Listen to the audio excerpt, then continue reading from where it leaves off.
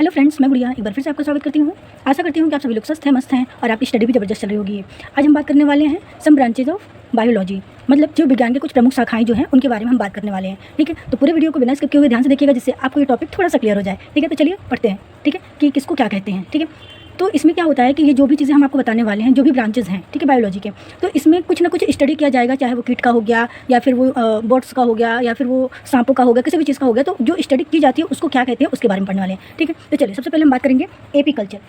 Apiculture को कहते हैं मधुमक्खी पालन का अध्ययन। मधुमक्खी पालन का अध्ययन। ठीक है, पीसीकल्चर को कहते हैं जो मछली पालन होता है उसको कहते हैं। तो मछली को हम क्या कहते हैं? मत्स्य पालन। ठीक है, मत्स्य पालन का अध्ययन। ठीक है, हॉर्टिकल्चर को क्या कहते हैं? ये जो बागवान जो होता है उसके अध्ययन को कहते हैं। ठीक है, तो हॉर्टिकल्चर क्या हो गया? ये हो गया उद्यान, मतलब बागवान। बागवान विज्ञान।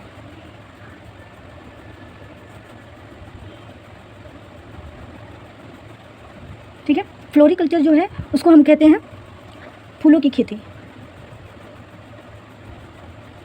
फूलों की खेती, इसको कहते हैं फ्लोरिकल्चर। ठीक है, नेक्स्ट आ गया सेरिकल्चर। इसमें जो होता है, इसमें जो रेशम कीट होते हैं उनकी जो स्टडी की जाती है उसको कहते हैं रेशम कीट पालन का अध्ययन। ठीक है, माइकोलॉजी में होता है, इसमें जो कवक होते हैं उसकी स्टडी को कहते हैं कवकों का अध्ययन। ठीक है, कवकों का जो अध्ययन होता है उसको कहते हैं। फाइकोलॉजी में जो शैवाल होते हैं, शैवालों का अध्ययन।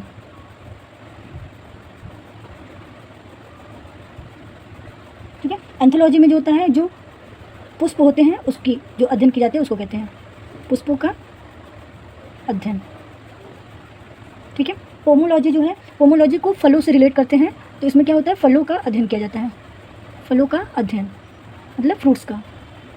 ठीक है, ऑर्निथोलॉजी में जो हो गया, इसमें पक्षियों का अध्ययन किया जाता है। ठीक है, ऑर्निथोलॉजी में पक्षियों का अध्ययन, जिसमें कई सारे आ गए, जैसे चिड़िया हो गए या जो भी हैं, ये सब पक्षियों में आते हैं, पक्षियों का अध्ययन।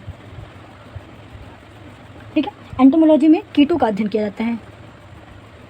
कीटों का अध्ययन जो है वो एंटोमोलॉजी कहलाता है। सौरोलॉजी जो होता है, ये छिपकली का जो अध्ययन किया जाता है इसको बोलते हैं छिपकलियों का अध्ययन। ठीक है, सिल्वीकल्चर जो होता है ये कहलाते हैं काष्ठी पेड़ों का अध्ययन।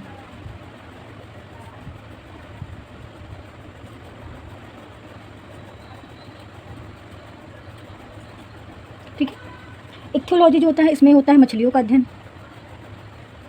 मछलियों का अध्ययन।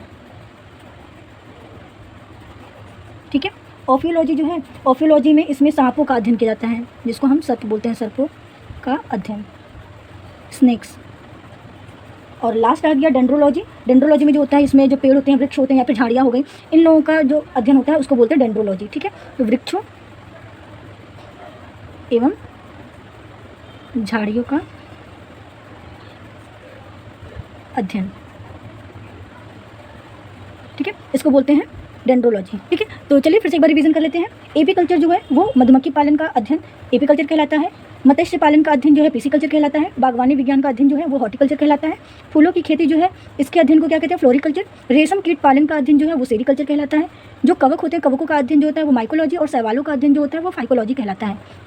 पुष्पों का अध्ययन जो है ये एंथोलॉजी कहलाता है। फलों का अध्ययन जो है ये पोमोलॉजी कहलाता है। पक्षियों का जो अध्ययन है इसको ऑर्निथोलॉजी बोलते हैं। कीटों का अध्ययन जो है इसको एंटोमोलॉजी बोलते हैं, कीटों का अध्ययन। छिपकलियों का अध्ययन जो है ये सारोलॉजी कहलाता है। काष्ठी पेड़ों का संवर्धन का अध्ययन जो होता है वो सिल्वीकल्चर कहलाता है। मछलियों का अध्ययन जो है थियोलॉजी कहलाता है।